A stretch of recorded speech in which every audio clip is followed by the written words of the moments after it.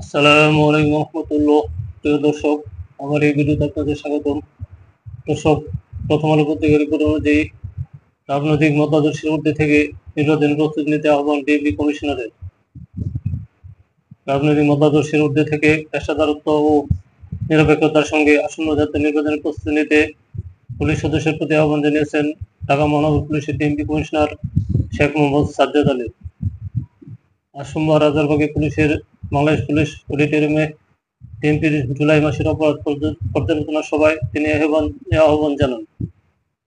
DMP commissioner বলেন, দীর্ঘদিন পর দেশে একটি জাতীয় নির্বাচনের অনুষ্ঠানের প্রস্তুতি চলছে, যেখানে বিভিন্ন দেশের পর্যবেক্ষকরা উপস্থিত থাকবেন।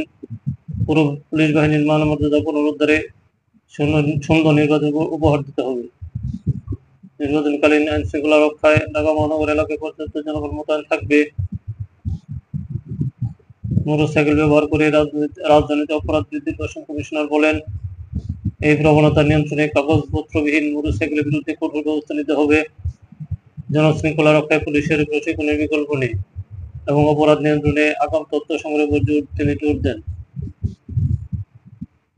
সভায় অতিরিক্ত police commissioner Edwin Faruk Ahmed criminal investigation management সিস্টেমে সিআইএমএস তথ্য নিয়মিত হালনাগাদ রাখা ও তদন্ত প্রক্রিয়ার স্বচ্ছতা বৃদ্ধির উপর গুরুত্ব আরোপ করেন। গ্রেপ্তারি পরোয়ানা ও অভিযোগপত্র দাখিলের ক্ষেত্রে নির্ধারিত সময় মেনে চলার পরামর্শ দেন তিনি।